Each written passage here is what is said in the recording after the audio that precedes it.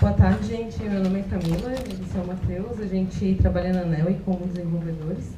A gente está aqui para apresentar a vocês os nossos aprendizados na criação dessa arquitetura maravilhosa que eu já falou em Go. Tá, eu falei antes, né? Então, só contextualizando rapidinho, porque a gente também não tem muito tempo, sobre a ANEL. A ANEL ela tem mais ou menos 200 e poucas fontes que a gente captura informações de empresas, pessoas, imóveis, e a gente faz o tratamento de integração desses dados para fornecer esses dados para os nossos clientes através de algumas aplicações. O nosso time, a gente trabalha no time de Data Science, então é de responsabilidade do nosso time fazer a parte de scheduling de inputs para buscar os dados na fonte, fazer o tratamento, a normalização e o enriquecimento desses dados, e depois a parte de integração e normalização desses dados para que N fontes possam ser disponibilizados como se fosse uma só para o cliente. Então, a gente tinha uma arquitetura totalmente baseada em banco de dados, com um monte de PLSQL que fazia todas aquelas atividades que eu falei anterior. Então, imagina os problemas, né? Custo elevado pra caramba, um monte de dificuldade para escalar, atraso na disponibilização dos dados, dificuldade para simular o ambiente. É difícil mapear uma alteração, então, por exemplo, fazer teste daquilo era muito complicado, qualquer alteração podia ferrar muita coisa, então era um problema muito grande. E aí a gente começou a nova arquitetura. O Darth Vader é porque todo serviço tem um nome de algum personagem do Darth Vader, da Star Wars. Então, a nova arquitetura ela é baseada em microserviços e a gente utilizou Go, Rabbit e o Mongo como storage. Aí tem cada serviço, né? O C3PO é a parte de conversar com as fontes. Então ele faz aquela parte de fazer o scheduling de inputs para que os bots comecem a capturar as informações. Ele é responsável por mandar os inputs e pegar os outputs dos bots e mandar para frente para o próximo serviço, que é o serviço de tratamento, que é o Stormtrooper. São os agentes de tratamento que fazem aquelas etapas de normalização, de enriquecimento dos dados e tudo mais. E o último serviço é o serviço que faz aquela etapa de enriquecer e unir os dados que fazem parte de um mesmo contexto.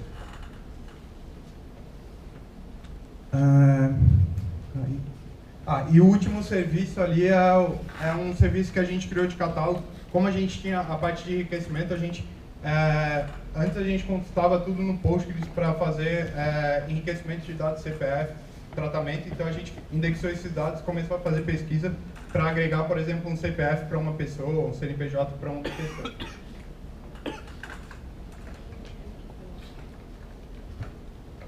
Então, daí com essa nova arquitetura a gente ganhou algumas coisas, assim, uma delas foi o tempo de disponibilização desses dados para os nossos clientes, né?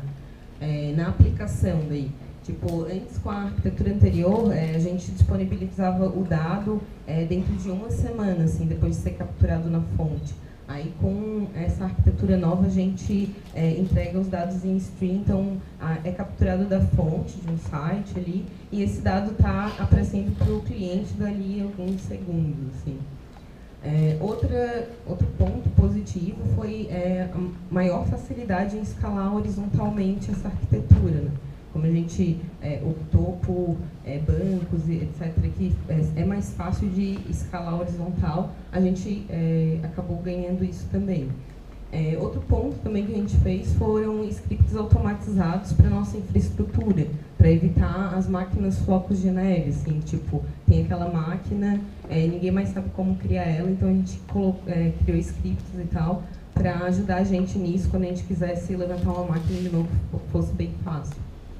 E desde o início também a gente, o nosso objetivo era criar essa arquitetura com qualidade, então a gente começou fazendo os testes unitários para não ter tantos problemas quanto a gente tinha na arquitetura anterior. E com alguns desses pontos a gente ganhou também em custo, né, a possibilidade de reduzir o custo de infra, fazendo escalabilidade horizontal, a gente consegue pegar máquinas menores, né, mais baratas, às vezes até usar a máquina spot também. Vou falar um pouquinho de teste, né? A gente começou com testes unitários, assim, tipo, vamos fazer tal TDD ali e tal, fazer principalmente o teste unitário. Daí a gente viu que ele é legal, que tipo, executa em poucos segundos, a gente teve maior segurança para implementar novas features, sabendo que não estava quebrando as outras, e também permite testar erros e exceções, né? Daí a gente focou bastante no teste unitário, a gente fez o deploy, e a gente via que tinha alguns problemas com integração de Rabbit e Mongo. Daí a gente criou os testes end-to-end. A gente criou um outro serviço que é o Darth Vader, que ele insere que daí é o teste end-to-end, né? Ele simula um output do bot, passa por todo o nosso pipeline, e depois ele verifica se o output está dentro do conforme que ele esperava, né? Aí a gente percebeu que esse teste era bem legal, assim, dava para validar bem quase tipo toda a execução, só que ele é um teste bem lento, a gente precisava de alguma coisa de tipo meio termo. Então, dentro de cada projeto desse, a gente criou os testes de integração também, que tipo é menos test cases, assim, mas eles integram diretamente também com o Rabbit e com o Mongo. Aí a gente, daí, uma das aprendizados que a gente teve também foi um problema de performance que a gente teve nesse serviço do Make, o Stormtrooper. Ele faz o tratamento dos dados, assim, todos os dados que a gente recebe, e a gente percebeu que ele estava, no pipeline, ele estava segurando os dados aqui, os outros eram bem mais rápidos em processar, e esse carinha aqui, ele era um pouquinho mais lento. Aí a gente fez uns testezinhos benchmark, e a gente percebeu que tinha uma função que ela tipo, demorava mais para executar. Essa primeira aqui, ela chama todas essas outras, né? Então ela também estava demorando. Aqui estava demorando 400 nanosegundos por operação, mais ou menos, e a gente percebeu que tinha algum problema. E é exatamente a parte de limpeza de texto que a gente executa em todos os textos que a gente recebe. Então, tipo, 400 nanosegundos parece ser pouco, mas executando, tipo, se um JSON lá tem 30 campos, ele vai executar 30 vezes aquela mesma função. Aí a gente foi lá no código e percebeu que era feito um for, quer dizer, a gente fez mesmo, mas depois a gente esqueceu. A gente fez um for para cada caractere que vinha. Daí, tipo, esse era o problema.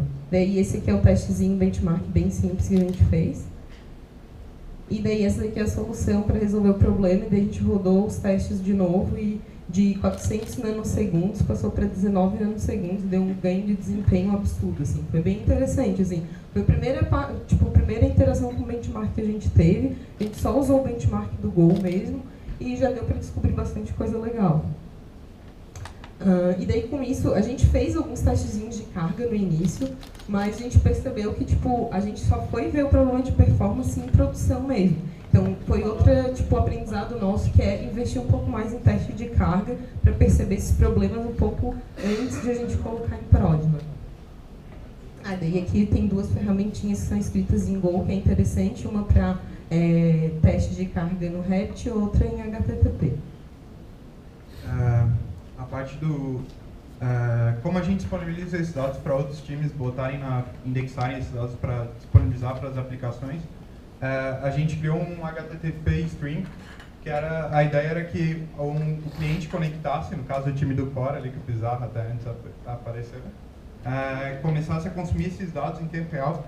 Tipo, ele faz uma requisição HTTP, persiste a conexão e fica recebendo dados ali o tempo todo. A gente até chegou a dar uma analisada no gRPC, só que era um pouquinho, tipo, a gente queria algo bem simples e o HTTP com a conexão persistente resolve muito rápido.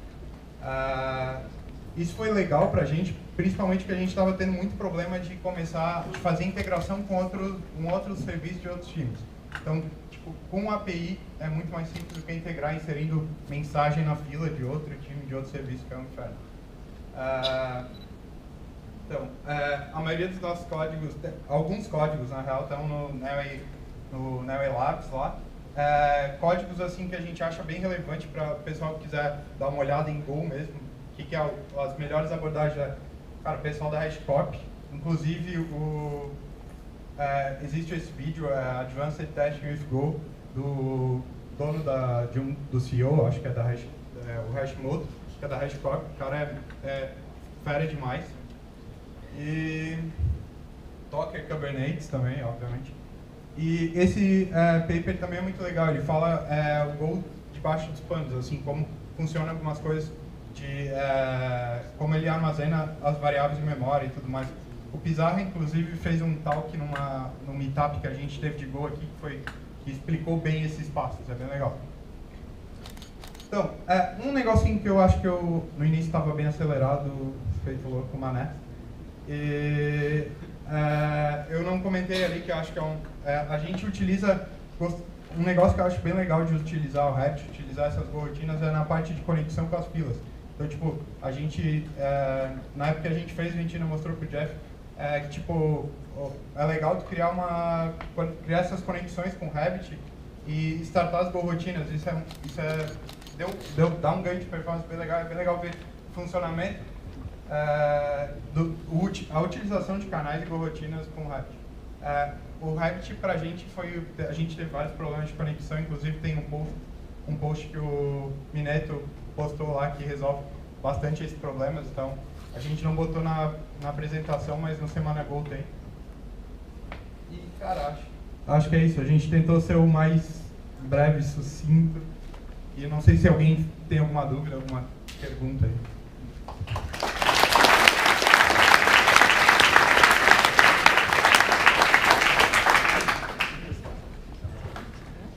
Então, olha, vai ficar aqui, eu vou fazer o desafio para eles, para colocarem o código dessa de conexão, como eles fazem lá com o Go Routines. Eu acho que foi no TDC que vocês colocaram, o Lu. Então, coloca lá no GitHub da Nelway, na Nelway Labs. Vai ser legal porque acho que bastante útil ali, a forma que vocês abrem, vocês passam para a fila, aí fica o canal esperando, então quando está processando, enquanto isso já está abrindo várias requisições. Então, se faz um negócio assíncrono, totalmente assíncrono. Isso cara, parabéns. Isso que eu achei muito legal, mesmo quando você tem que processar, sei lá, como vocês na Nelway processam, sei lá, chega a ser gigas por dia, assim, é bastante dado, não é? Cara, eu não me lembro assim de cabeça, tipo, mas a gente processa, sei lá, uns 40 milhões. Teve um dia, que a gente depende do processamento e da fonte que a gente captura. Se a gente começa algumas fontes elas demoram para atualizar, então a gente não vai com uma frequência tão grande, até porque depende do site. Mas a gente teve uma fonte recente que a gente processou 100 milhões em um dia de registro. Aí, essa fonte que a gente percebeu o problema de performance, e daí daí a gente estava subindo um monte de máquinas. A gente usa o Kubernetes para fazer o cluster. A gente estava subindo um monte de node ali. E, tipo, a gente já tava com umas 5 máquinas C4X large e a gente, cara, tipo, o negócio não tá desempenhando. O que a gente faz? A gente foi atrás ali com o benchmark, aí de 5 máquinas a gente reduziu para 1 e ela ainda ficou bem de boa, assim. E quando eu vi você falando ali, não, porque caiu de tantos nanosegundos para tantos nanosegundos, eu tava igual o Jack Lee, como assim? Tipo, nanosegundos ali, não, que diferença faz? Mas aí quando a gente tá falando na casa dos milhões, aí os nanosegundos fazem diferença, então, e caramba, fez uma mega diferença. Nanosegundos utilizados para milhões de registros e milhões de vezes para cada registro. Ok, aí faz a diferença. Pessoal, Não, é só um comentário. Tinha alguma razão para aquela expressão regular não estar sendo pré-compilada num bloco init, por exemplo? Pronto, já tem um pull request aí já. Segunda-feira tá lá. Tem mais pergunta aí, pessoal? Eu acho que é aquele código. Eu nem sei se aquele ali é o real, a gente acho que só fez um testezinho, nem vi. Acho que não é open source. Mas tudo bem, o CTO tá ali, a gente pede para ele liberar. Então, gente, obrigado, valeu. Agora tem o coffee aí, então vamos tomar um café e depois a gente volta.